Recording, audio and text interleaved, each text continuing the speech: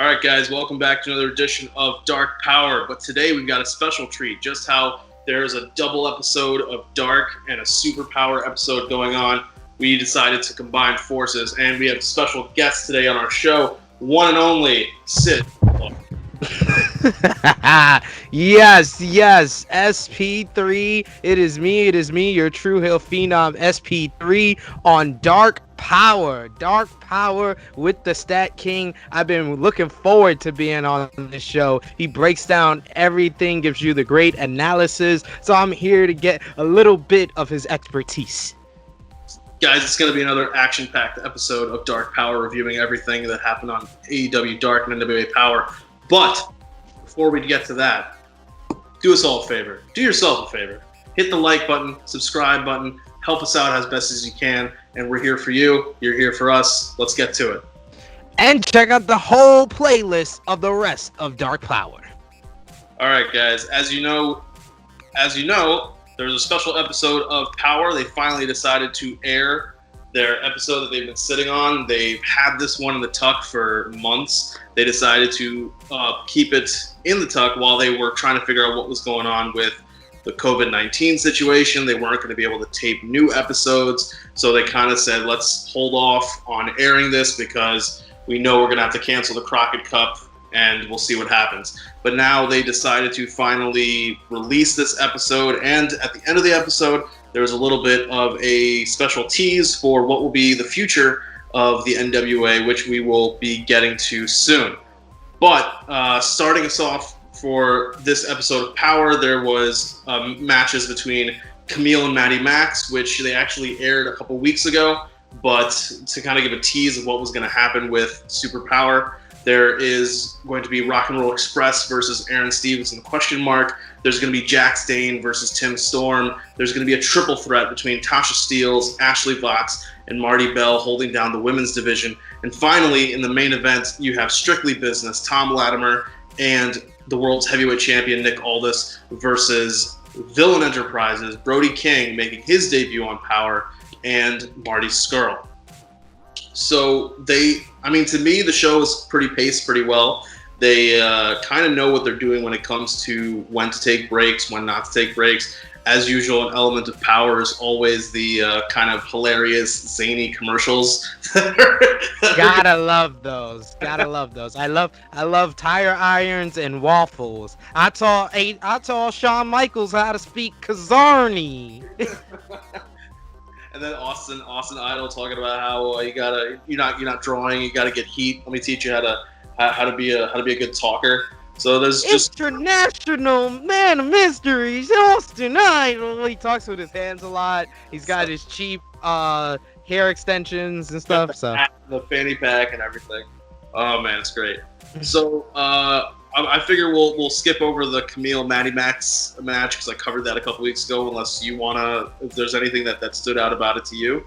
I mean, to me, Camille just has star written all over her. She just screams money. Like, that's the future of the NWA women's division to me. It just really seems like she has like a kind of cross between Mr. Perfect and Total Package Lex Luger, but as a female.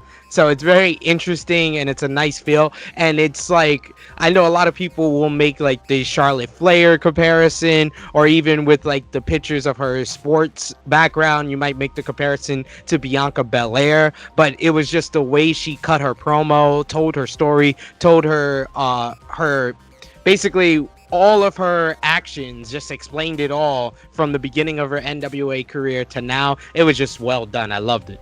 I think what's the only thing to me is, and maybe this is, I've talked about this before, maybe one of the reasons why they kind of wanted to have her be silent for so long is the voice does not match the look 100%. It doesn't. Definitely doesn't. It's kind of like the first time Brock Lesnar opened his mouth, and it was just like, it just doesn't, something about, but it's just interesting. Her level of experience, when you think about it, is incredible because she has had to be a part of big matches from literally the get-go. Like her first match that she was a part of is Nick Aldis versus Cody 2 out of 3 falls for the NWA World's Championship. Like it not to be a stereotypical wrestling announcer, but it doesn't get much bigger than that, right? Like it's a world championship match, and it's the 70th anniversary of the NWA, and from there onwards, she knows how to work with the crowd, and more importantly, she knows how to get over when not speaking. Like that. She's been the most intriguing character of this NWA Power run, and she's created an aura from not speaking, so it's been great. So yeah, definitely want to see where they go with her. The sky's the limit for her. Definitely a match down the road between her and Thunder Rosa will be really, really good, because Camille is still a little green in the ring, and I think somebody like Thunder Rosa can get a solid match out of her, because Thunder Rosa just does have that high level of experience. But coming out of that match, they do a quick review of the issues going on between the Rock and Roll Express and Aaron Stevens. As you know, Aaron Stevens is talking about how they want to collect belts. They're all about belts, and he wants the tag team belts. And so in order to do that, he wants to beat the former champions, the Rock and Roll Express, and he's going to team up with fan favorite, ? In order to face the Rock and Roll Express to try to get the ball rolling on moving up the rankings of the tag team division. A lot of people sometimes question about why there are old people, maybe not old people, but why there are those who aren't able to go as well in the ring anymore due to their age. And sometimes the Rock and Roll Express do get brought up. And to me, that doesn't seem right, because their matches, all NWA matches aren't very long to begin with. But the Rock and Roll Express know their limitations. They know what they can do, they know what they can't do. They're not going to try to, speaking of your favorite, they're not going to try to walk the ropes and hit old school if they have balance problems in their 50s. Like, they're just not going to do that. Not only are they, I think, older, if I remember right, than Taker is now, but they just know how to move better with what they need to do. And to their credit, in their favor is that they're a tag team. So if one of them's starting to kind of, get a little weak or whatever, they can just tag the other one in. But, and that's a lot of what, like, my gripe on Taker. If he was in more tag team matches, you wouldn't see a lot of his faults like that. And just the position on the card as well helps out to their benefit of working this long into, like, past their prime, is because they're never really, like, the top of the card. Like, they had their tag team title run, but that was more like a nostalgia run, a lifetime achievement award more than anything. And it was a short run to anything that a couple of weeks on Power, you got through it. It was not a big deal to get through, unlike Goldberg and Undertaker was for me. They're having Rock and Roll Express main event an episode of Power. They're not having Rock and Roll Express main event an episode, a pay-per-view or anything like that. Yeah. So, this match, I think it worked really well.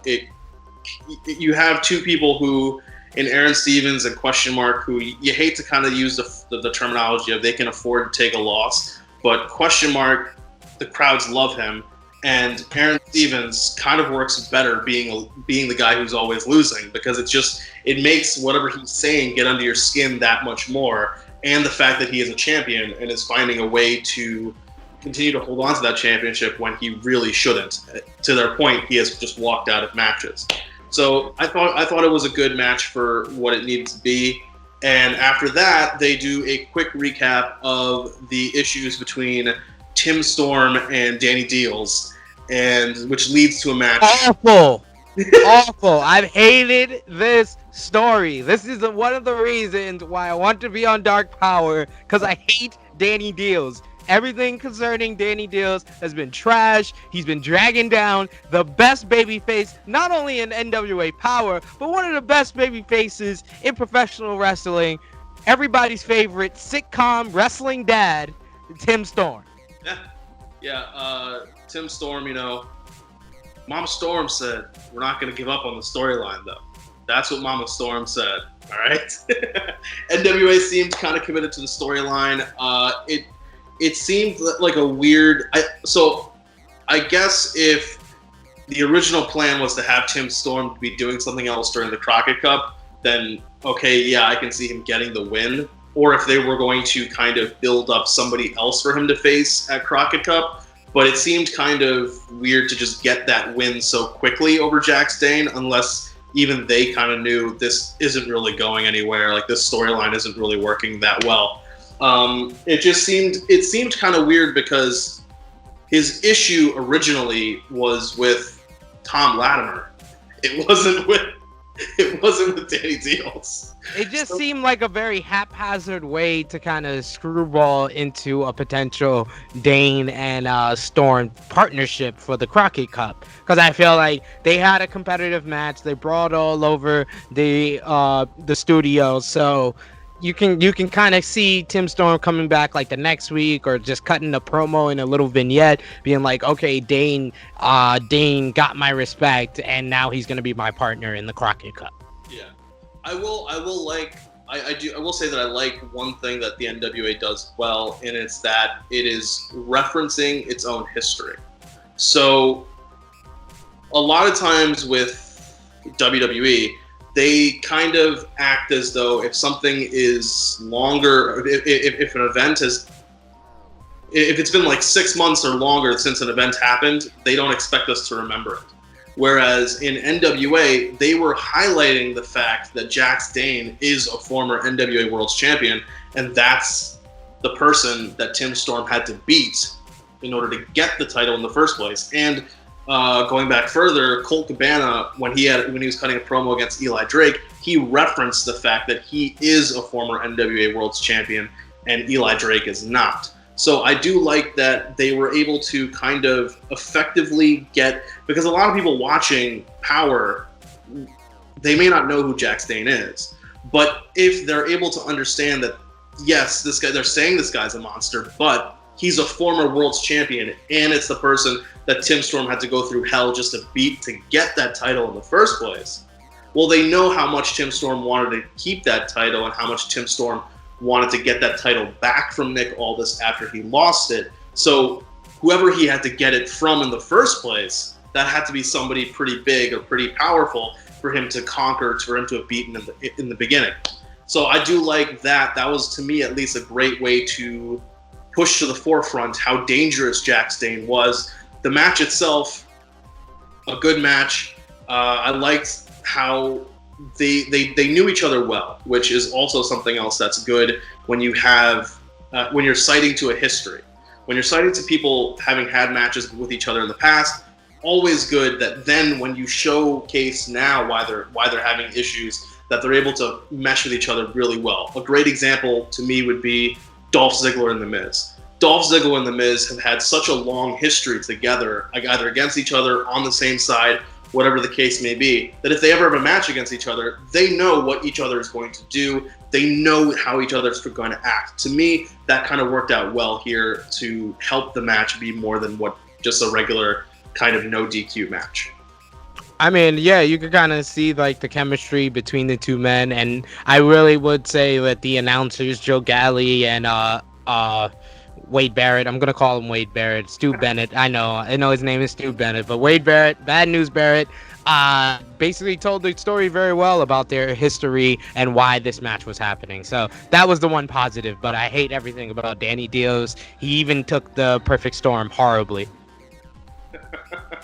Which actually, when he was hitting it, it finally struck me. I was like, that was one of Wade Barrett's signatures back in the day. But anyway, so now we're going to talk about the women's match on the card, which was it kind of was a little bit of this match was kind of a little bit of a letdown to me based off of what I thought it could be. They're recapping everything that's going on in the women's division. They're recapping what's going on with Thunder Rosa, Melina, AK, Allison Kay. I keep wanting to say Sienna, but I know it's not Sienna. Like, I know it's Allison Kay. But so this is a triple threat match between Tasha Steelz, Ashley Vox, Marty Bell. Tasha Steelz is going to pick up the win. It's kind of setting her up maybe down the road for a future title shot to kind of maybe tide over Thunder Rosa, maybe between Maybe tide her over between Melina and Allison Kay before she gets to Camille. Maybe. NWA learned a crucial lesson here. You never put over the person who's not signed with your company. Marty Bell is signed for future dates. Ashley Vox is signed for future dates. Tasha Steelz has just been working. Like, she's like the hardest worker in like female when it comes to female wrestlers in 2020. Whether she's been in Ring of Honor, whether she's been in NWA, our friends with Battle Club Pro, she's the Icons champion there. She's running up and down the East Coast on the indie scene, but NWA had the perfect opportunity to sign her, get the deal done. ROH, the same thing with you, and you guys blew it.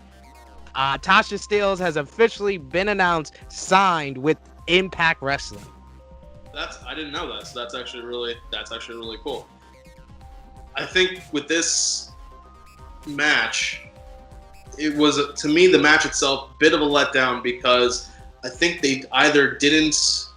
So when you have a match against a one-on-one match, you're trusting the other person. It's only one person. One person has to communicate. Once you start getting a multi-person match going on, now you're having an issue where you may know what that other one person's trying to do, person A and person B, but person C may not be seeing what's going on or may not be understanding that. And sometimes it's better to talk about certain things beforehand, but I feel as though there were some communication issues in the ring itself, and that kind of brought down the match a little bit. You'd have moments where one person's hitting a move on somebody else, and then that person's either rolling out before they're supposed to, or they're not getting in position for the other person coming in. And then there's just a little bit of a kind of miscommunication, a little bit of slipping here and there. I thought that the match could have been, if they maybe had talked about it a little bit more planning on it, could have been really good. But either way, Tasha Steelz does pick up that win, which you will take going forward to Impact Wrestling, not NWA television. So yeah, the NWA, you're taking a bit of an L there. After this, they do a recap of everything that's going on between Marty Scurll, who actually is Wade Barrett's son, if you remember right, if you remember your VTE. We have Marty Scurll and Villain Enterprises, and what's going on with Strictly Business. Actually, I forgot, before that, they have a amazing, hilarious promo from Eli Drake, James Storm, and Eddie Kingston. Eddie Kingston. That's all. For some reason I couldn't remember his name. That promo was amazing because Eddie Kingston, I don't think anybody relates to his character, just knows who he is, basically because he is being himself, other than maybe like Cody and Jericho at this point, Darby Allin. Like, those are guys who just know who their character is and who they're supposed to be. Eddie Kingston knows exactly who he is and who he's supposed to be at all times. Even when, to the point that when he's standing there and he doesn't know how to start the promo, I don't know whether he's telling the truth or not. And so I have to believe, I have to believe it. I can't tell. And that in and of itself is just amazing. Of course, all three of these guys are just phenomenal talkers. It's a who's who of people who know how to control a microphone and know how to control an audience. You have Eli Drake with the and then he steals the "sorry about your damn luck," which I thought was really good. But yeah, this is great setup for the Crockett Cup. And speaking of the Crockett Cup, the match that was supposed to happen at the Crockett Cup, the main event, was supposed to be Marty Scurll versus Nick Aldis for the World's Championship. Only thing I will say about that promo with Storm, Eli Drake, and Eddie Kingston, that's 3 of the 4 best talkers on NWA Powerrr. So that was probably one of the highlights of this whole entire show. Yeah, I will say that, which is kind of annoying now that I forgot that when it originally happened. But so we have now in the main event Strictly Business, Nick Aldis and Tom Latimer versus Brody King making his NWA debut, and Marty Scurll. So we all know everything that's been going down between Marty Scurll and Nick Aldis. We know their sit-down conversation, which was simply amazing and made me root for Nick Aldis more than Marty Scurll. I don't think they accomplished their goal there then. I mean, well, okay. I guess the thing is, in a sense, you want it to be compelling for why the heel needs to have a reason, and the heel's reason needs to be strong enough that the babyface's reason is then so strong that it can overcome that. It just so happens that Nick is better at conveying it. In this situation, Marty's whole reason for wanting a match is just, I know I can beat you, give me one more shot. Like there's no real hatred, there's no animosity, there's no I need to beat you to be able to say that I'm the best. But he did. He said he's never won the big one. He's never won the big match, and that him beating him last year at the Crockett Cup was a reminder of all his failures but throughout his career. But see, my thing about it is, if I'm Marty, then I would be concentrating on trying to get the Ring of Honor World Championship. Why would he do that? He already helped someone else do it, apparently. So he doesn't that title is worthless. That title is worthless. Hey, a former title holder is the reason why you are the proud father that you are now. Absolutely. Shouts out to Matt Taven. I was just joking. Ring of Honor title is one of the most prestigious titles in the business today. But Marty Scurll knows that there's only one title. There's only one of many titles that is more prestigious than the Ring of Honor title, and that's the NWA World Heavyweight Championship, which Nick Aldis has been defending and holding so close to his chest, like it's his child, and it really is his child. And that's kind of why that promo, to me, or the exchange between them, was so strong, because Nick, to me, was not just talking about a title as a belt or a championship or even being a champion. He was kind of talking about what he has done for the company and who he is as the leader of the company, the face of the company, is very important. That's why he's in this main event of Super Powerrr. That's why he is the dealer. That's why he is able to do the things that he does and put on the matches that he does. It's because of the faith and confidence that the company has in him, and he rewards them for that. And this tag match is a great example of that. It's a good working back and forth between Brody King and Marty Scurll of, we're going to try to, we have to kind of live up to the name of being villain enterprise, right? There has to be some kind of villainy going on here. We have to try to do something underhanded, to the point of the referee admonishes them for using a knee to the back, and then Marty's going to pretend that Nick and them did it to him to try to get the ref on his side. That's brilliant psychology. That's what it means to be a CEO, right? That's what it means to be the leader of villain enterprises. But Nick Aldis is showing that when it comes to that ring, when it comes to strictly business, there is nobody better than the dealer, and the dealer will find a way to get what the dealer wants. And I thought it was a great main event. I thought it was a great tag match. What did you think about it? Thought it was a good tag match. You kind of hit the nail on the head with everything concerning this Aldis and Marty Scurll feud, which has probably been one of the better feuds of 2020. But I think, sir, the outcome of this matchup, which will be, I don't know when the Crockett Cup is going to happen. I don't know when this match is going to happen. But whenever it does happen, Marty Scurll will be your new NWA World Heavyweight Champion. Yeah, I think that Marty picks up the victory. I don't think it's a long title reign. I think he will end up dropping it back to Nick. It could be longer than the 70 days that Cody held the NWA World Championship. But I think they can, because that'll help build that ROH NWA partnership that they've been working on for so long. But yeah, definitely Marty. They are definitely priming Marty to be the one who's going to dethrone Nick Aldis, and then maybe start kind of a build back up story for Aldis, which in the meanwhile I think will be giving Tim Storm perfect time to get that TV title, get his lucky 7 defenses in, and then be able to cash in and work around the loophole, or find the loophole of saying he will no longer challenge for the World's Heavyweight Championship. He will then be able to transition back to Tim Storm versus Nick Aldis once Aldis eventually gets the title back from Skrull. I can see all of that happening. I didn't really think about Tim Storm and the TV title kind of being his loophole in, but that's a very, very good idea. I kind of feel like the Tim Storm story and arc is kind of one of the bigger ones with NWA Powerrr, so it is one that eventually needs to be paid off. So that's a great way of getting there. But don't sleep on my boy, the Stroke Daddy. Stroke Daddy himself, Ricky Stark. Ricky Stark is the future star of the heavyweight division to me for NWA.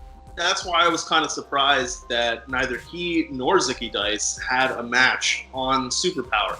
They did a promo recapping Zicky Dice's win, and they did a backstage promo, but besides that, you gotta remember, like, they were like the episode right before Super Powerrr. Like that episode was where Zicky Dice won the title from Ricky Stark. So you know they can't have them wrestle on the next show right after. As far as like the taping, like they had their promo, that was their way of filling in like the storyline. It's like if you were doing GM mode in SmackDown vs. Raw 2006, if you couldn't put a match because the two guys were hurt or tired, you put a little promo in. That's what they did. Yeah, I guess I'm not saying that they needed a match against each other, but having just a larger presence to me would have been good. But maybe also I'm thinking that because to your point, it's been so long between when it was supposed to air and when it actually is airing. But speaking of when things are going to be airing, after this episode of Super Powerrr was over, Billy Corgan, the president and owner of the NWA, had a little bit of an announcement in that going forward, Powerrr will be a little bit different.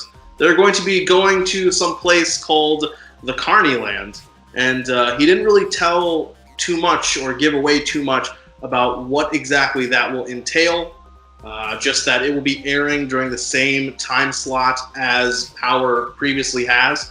So all of us will be interested in seeing what exactly happens. Just the term itself kind of lends its credence to something a little bit more zany, something a little bit more comical, circusy. I don't know. We'll have to see. So that's Powerrr. Waffles and tire irons next week. I'm pretty sure Waffles and tire iron. Kazarni, it comes to NWA, so that's gonna be fun. I can't wait to hear your analysis of Carneyland. And guys, just as we will be talking about whatever happens with Carneyland next week, we'll also be talking about whatever happens on AEW Dark. And this week on Dark, there was a supersized episode, Double Dark, and we have 9 matches on this card. It's incredible. We talked last week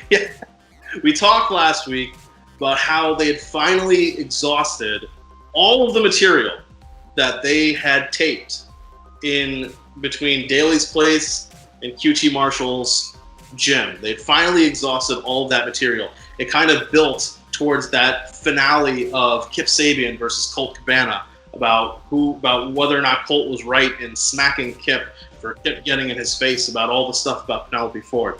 But so what they decided to do was to say, hey, we're gonna reward you guys for having been on this journey with us, for having stuck with us all this time. We're gonna give you an extra supersized episode of Dark. And so 9 matches, and we start with the captain, Sean Dean, versus Colt Cabana. I've said this before, I'll say it again. I do hope that Sean Dean does get signed, whether it's with AEW, whether it's with a different company. This is a guy who should be on television. He's got the look, he's got the moves, he knows how to work. Whether or not he can work a crowd, that's something that we need to see, because we haven't seen anybody in these arenas. They've all been empty arena matches or very sparsely populated matches. But either way, he's definitely shown flashes of something that can bring anybody to the dance. And so I kind of hope that he will have that opportunity, whether it's with AEW or a different company. Colt Cabana picks up the win. You kind of know what's going to happen here. And Colt they're kind of, I guess, I don't want to say rebuilding him, but they built him up. He took that loss to Lance Archer, and now they're like, all right, we got to get him a few more wins to get him a little bit more credible back, I guess. But yeah, so Colt picks up the win. And did you? I agree with you as far as like Sean Dean. He's kind of impressed in the empty arena environment. Colt Cabana, I just hope that they continue the rivalry with him and Kip Sabian. I just like stuff that gives people that are talented stuff to do, and both guys are talented, and it would be a nice little lower card feud. And I think the outcome to last week's match kind of left a little meat on the bone. Yeah, and I think we'll see. So I'm seeing the pairing of Kip Sabian and Jimmy Havoc. I'm wondering if they're going to become like a full-fledged, like named tag team and kind of maybe see what they can do in the tag team division. We'll see what happens there. After this, there was Jurassic Express versus Mike Reed and Ryan Rembrandt.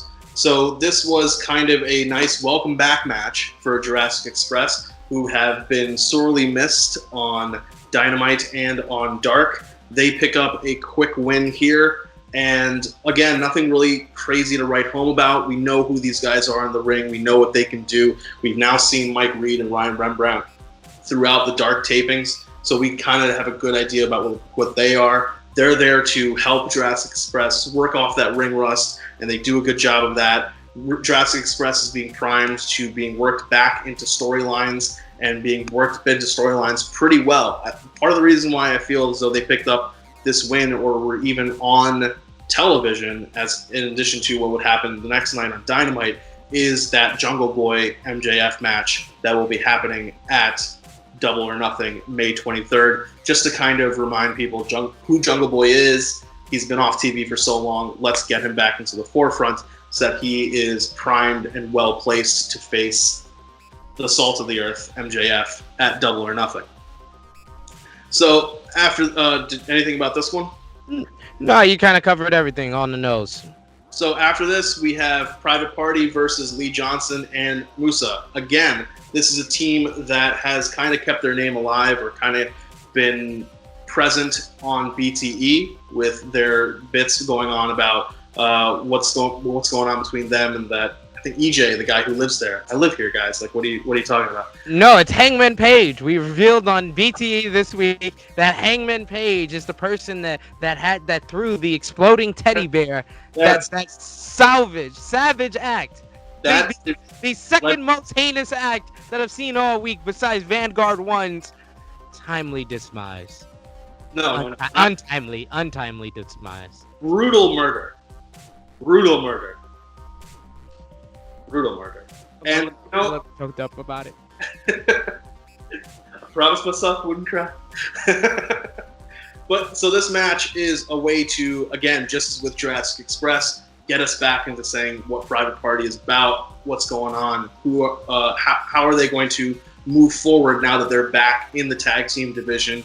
And we're going to see them also at Double or Nothing versus the, I would say, quarantine MVPs, the quarantine all-stars of the Best Friends at Double or Nothing to determine who's going to be facing Kenny and Hangman down the road. I don't want to get into that match, but I think that might end up being another L for Private Party, and I think Best Friends are going to be the ones who move on from that.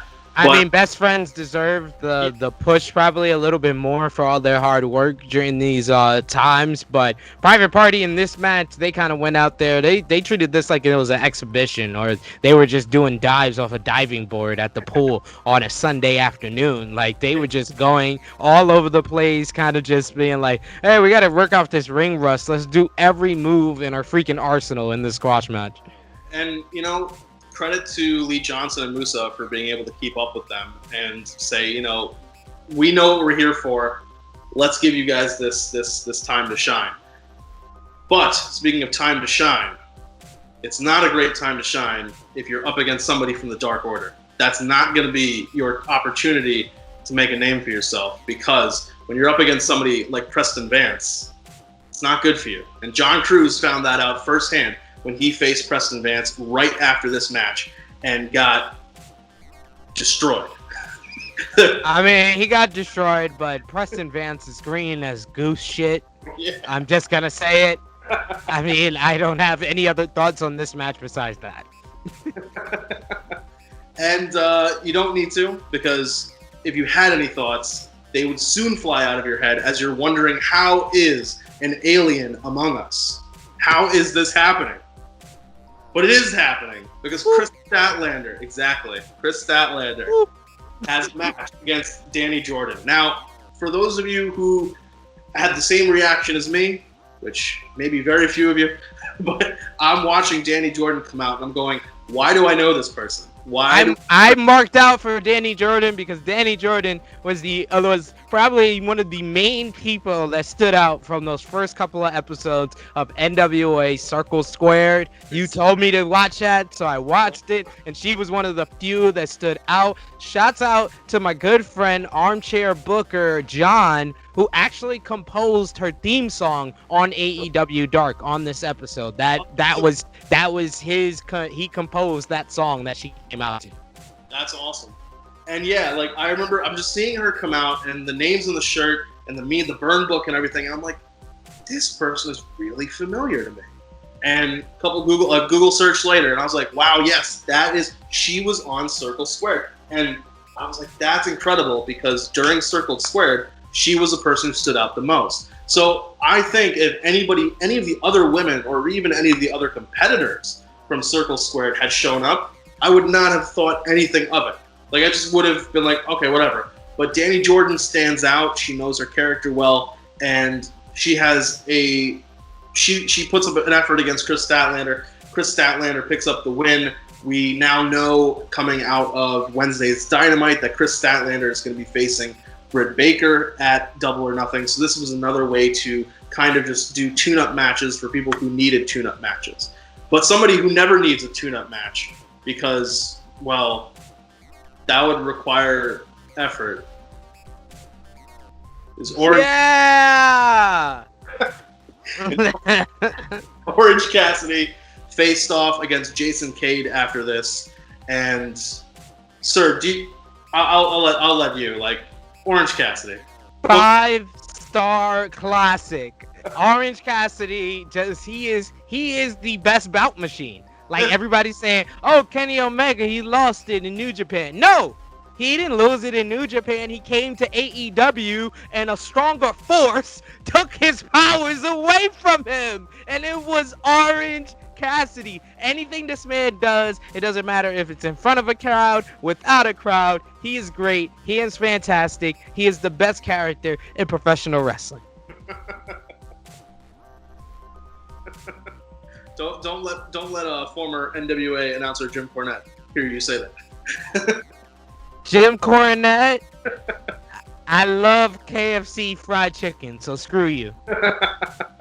But speaking of how we were talking about Chris Statlander having a tune-up match, and a lot of these matches being tune-up matches, the very next one was for her opponent at Double or Nothing, Britt Baker facing Skylar Moore. Skylar Moore is somebody who has been on the Dark tapings as well in the past. I did a little bit of searching, and from what I can tell, she is actually, I think, in a relationship or married to John Cruz, who was wrestling without a mask. Normally he's wrestling with a mask as Serpentico, and they are on the indie scene together. So it's a family affair on Dark, and they're going to be showcasing their talents. Skylar Moore does what she can against Britt Baker, but you know, once Britt Baker gets that finishing move, that submission locked in. And I want to say, personally, I think that even after the COVID-19, the coronavirus, all that stuff is done, she still needs to ask the ref for the glove. Like, that adds a touch to it that is... It definitely does, but I just want to say, Britt Baker has already locked down. It's only May, happy birthday to the StatKing. It's only May, but damn, Britt Baker has already locked down most improved wrestler of 2020. Like she has completely pulled the 180 in this year. Like to be one of the more forced baby faces in like out of like female wrestling in quite some time. Like she was very forced as a baby face to now just being this revelation and one of the highlights of every single episode of Dynamite and Dark she's on. Britt Baker, I love you, and yes, like I said on True Hill Heat, I am following in the footsteps of our good friends Jimmy and Cash on the All Elite recap, and affectionately known calling her Goat Baker. That's Goat Baker now. Goat Baker. I will say that just maybe it's because Adam Cole is that much better as a heel. That just in the sense that I don't agree with that. I feel like Britt Baker is so much better as a heel than her boyfriend. No. I'm saying that Adam Cole is a natural heel. So his ability to help somebody be a good heel, I think, is there. Like, I guess what I'm saying is there's no way that they're not talking to each other about how to improve. Adam Cole is he is in the wrong generation. I think if Adam Cole came out in like the 80s, if Adam Cole came out in the 70s, yeah, we could say he's a really great heel, and then potentially he's so much of a great heel that he taught Britt Baker how to be a great heel. But no, I can't say that because Adam Cole is the meta heel. The heel that's so good at being a dick, he becomes the most popular guy in his company. He becomes a babyface. It's the Stone Cold. Ever since 1997, heels like Adam Cole don't work. And that's why I don't think Adam Cole is that great of a heel. He plays a dick very well. I guess, but okay. But that's not a heel. That's not a heel in 2020. That's not the same thing in 2020. A dick and a heel, unfortunately, in 2020 is not the same thing. I mean, because case in point, you know my girlfriend very well. She absolutely hates heels and absolutely loves baby faces. She is automatically 100%. Somebody says something mean, she's like, I hate that person. But how does your girlfriend feel about Undisputed Era? She thinks that they're very talented. Exactly, but that's a problem because that's the first thing anybody says about them. Even my girl is the same way. My girl is like, they're supposed to be the top heel group. My girl is very old school. She comes from this wrestling family. So she says, she's like, these guys are very talented, but they're not heels. She even says it. She's like, they're very talented. The first thing I think about them is, wow, these guys are great. But that's not what I'm supposed to think when they're heels. Well, where I guess I'm going with it is that Colleen, despite the fact that she hates heels, loves Kevin Owens and loves MJF. Because of how good they are at being assholes. And I think like even now she does not like Britt Baker. Does not. So she's like, well, why does she have to be an asshole? Like, why does she have to be mean? Why does she have to, do X, Y, Z? But yeah, Britt Baker picks up the win over Skylar Moore, and finally in the main event of Dark, we have Jimmy Havoc facing off with Luther, who has a long history of death matches. Jimmy Havoc has a long history of death matches. These two gentlemen have been teasing things back and forth for some time, and now they finally get a chance to lock up in a no DQ match that involves Kip Sabian and Penelope Ford. And I don't know, like, the match was a bit of a letdown to me, in the sense of not, I guess, what I was expecting. Because part of me wasn't expecting a huge thing, but it was more along the lines of how AEW built it up. AEW built up Luther, or has built up Luther, as this deathmatch kind of god. And for those who don't know him very well, it's difficult to see that. And that's somebody like me, because I don't know a huge history of Luther. So I'm going off of what they're telling me. And they're telling me that he's this deathmatch god. But when I see him in the ring against Jimmy Havoc, I'm like, it just doesn't speak to me as much. I think if they had, instead of having them face each other, if they had continued to tease the match, to tease it out, then that would have been better. However, it's weird because Havoc is aligned with Kip Sabian and they're heels. Luther is the one baiting Havoc, so Luther is the heel in the storyline. You can't have Havoc kind of being a face on one side, but then a heel on the other, and then when he's in the no DQ match, is having Kip Sabian and Penelope Ford help him. To me, that aspect of it kind of took me out, because I'm thinking to myself, well, why do I want Jimmy Havoc to win? I don't really want Jimmy Havoc to win. He's been helping Kip Sabian cheat all this time, or he's in matches. So that aspect of it kind of took me out. So maybe, I think, just as how the Tim Storm Jax Dane thing that we were talking about earlier, they kind of were like, let's just get this out of the way. They kind of were like, we need to have this match because we've told people we're going to have this match. Let's just kind of get it out of the way and let them do what they need to do, and we'll move on. I just think they haven't told the story very well. I mean, they haven't done much well with Luther ever since he's came in. Like, well, I've seen the little vignettes with telling me he's a Japanese deathmatch. I hear Excalibur on commentary, but I haven't been shown anything. Like, there's no footage of his matches and his matches with, like, Sonny Kiss and then other matches he's had. I mean, I've only seen the match with Sonny Kiss, so to me, this is his second match. So it's like there hasn't been much of a build up to this. Yes, they've been talking about them, like, vaguely feuding with each other for months, but Jimmy Havoc got sidetracked in more important things, so now it just seems like this whole thing is just really unimportant, and you just did it to get it over with. Yeah, I don't know, and part of me is a little wondering, like, where are they going to go with Luther down the road? And you are correct, this was actually Luther's second match in AEW, so fuck? Yeah. How your second match? You in the main event? Like, you in the main event? I don't care if it's the main event of the B show, but that's your second match and you're in the main event and we're supposed to care? Yeah. And and it's funny because the first match when he was against Sonny Kiss was the opening match of that week's Dark. Now he's in the main event of the Super Dark, which is kind of seems a little weird. Months later, like, wasn't that Sonny Kiss match like when we had fans in the crowd?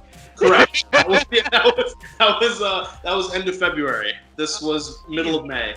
So I don't know. My thing is, I don't kind of understand where the space is for him, because I don't know what space he's supposed to take up. If they're doing kind of a death match, or maybe not deathmatch, but hardcore division or grouping of people, he hasn't had a lot of time to fit into that. He hasn't had a lot of time to work his way within that grouping. Like, he's only had 2 matches, and now he's lost to Jimmy Havoc. So it's kind of a thing where they had him with the Nightmare Collective. That didn't go anywhere. Now they're kind of having him on his own. That doesn't look like it's going anywhere. So maybe we'll see what happens down the road with him. And it even looked like after the whole Nightmare Collective thing got dropped that they were going to still keep him with Mel. At least that gives him something. Give him something to work with. Like, give him somebody. I think he's the type of person that he needs somebody to work with to be effective, and for the whole signing of Luther to actually make sense. Yeah, now where I could see the storyline going is take somebody who's been one of the indie talents that's been on this tapings, or maybe somebody new down the road that they've been looking at and they're planning on signing. If they sign that person, or they repackage one of these guys, one of these indie talents, as a hardcore deathmatch person, with Luther as the manager or like the guy backing them up or the spokesperson, the talk person or something like that, then maybe there's something they can go with it. But outside of that, I don't know really what else they're going to be able to, how much there really is for him to be able to do. Because you said indie talent, it actually made me remember that you missed a match, and that brings me to the person that'd be perfect for Luther to team up with. Squash jobber GOAT himself, Alex Ingalls. Alex Ingalls, who lost to Phoenix on this episode of AEW Dark. The return of Phoenix, I enjoyed that. That was a pleasant surprise to this episode of Dark, and probably one of the main reasons why I watched this whole episode, because I was like, Phoenix is back, I gotta watch it. And if you saw Dynamite, his return to Dynamite was even better. But but yes, Alex Ingalls has showed out. He took Kenny Omega to the limit. He kicked out of the V-trigger. He just took Phoenix to the limit in a 6-minute match on Dark. So Alex Ingalls is the man that needs to go under the learning tree of Luther. Yeah, I think, and this is kind of going to one of the things that we like to talk about on Dark, which is where Dark is going to be going, where we kind of are thinking they are planning for Dark to be. We always talk about how TNT now is giving them a second show. That's going to be Dark. They're going to turn that into the evolution of AEW, of what they are presenting to us. What are they going to do to kind of give Dark its own identity? And maybe that's more of the hardcore wrestling. It's possible. I think they need to rely a little bit more on the women's wrestling on Dark. I feel like that's where they can get a lot of the nooks and crannies out. I mean, their 4-way on Dynamite this week was kind of rough, so they can get out a lot of the greenness of a lot of the young women talent on Dark. I think that part of I think to me the question is going to be whether or not Dark, if Dark is staying as tapings before and after shows, it does limit what you're able to do from that kind of live perspective. Because SmackDown always felt a little, when SmackDown was being taped, it felt a little different to me than Raw, just because of that live versus taped aspect. You had the ability to redo things, which I don't know if they'll be doing with Dark if it continues the way it is. But having different aspects to differentiate it are great. Yes, if they continue to build up women on the Dark show as they're transitioning to Dynamite, because right now a lot of the stuff that's happening on Dark is basically just to talk about the next day's Dynamite. So how they're going to kind of give Dark its own unique identity, that's something that I'm going to be really interested in seeing. They need to treat Dark, kind of mix up how they did it, like how they did it from the beginning of Dark, like the early episodes, like the one main evented by Janela versus Omega, and kind of mix that with like these now episodes where there's a lot of squash matches. You need to have like that one big main event match, or like even like a Colt Cabana, Kip Sabian type of match like last week as your main event, and then squash matches that build up people that are going to be important for Dynamite later on, so they're getting their win totals up, so when they're back on Dynamite it looks a little bit more impressive. So I think that they're going to find their right mix, and they're playing around with everything right now, but I look forward to the future of Dark.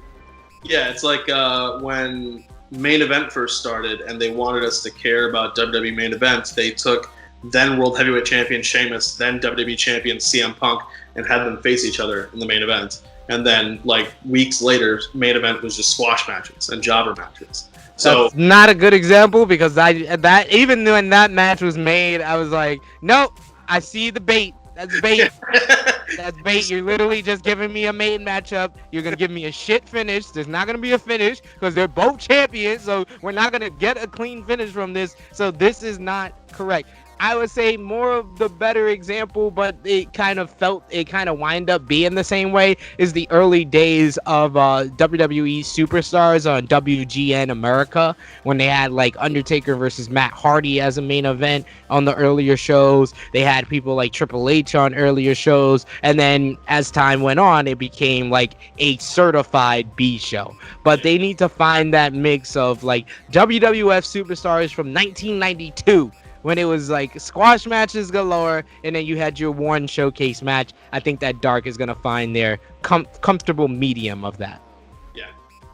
All right, guys. As always, when you love the content here, we want to know that you guys love the content here. So hit like, hit subscribe, hit everything that you guys can do. Support us on Twitter, support us on Facebook. We're here for you guys. We are a vibrant community of thousands of people with differing opinions, with the ability to converse about those opinions, stay civil for the most part, and have a great conversation when it comes to this thing that we call wrestling. And we're all part of this together. So again, guys, hit like, hit subscribe, and until next time, Sid, it's been great having you here, man. Thank you, sir. I hope that I am invited back again to Dark Powerrr. You do a great job of breaking everything down. So even if people can't spend an hour to watch NWA Powerrr or AEW Dark, you could sit down and chat it up with the StatKing and learn about everything that's happened during the week. All right, guys. Thanks once again for stopping by and spending time with us.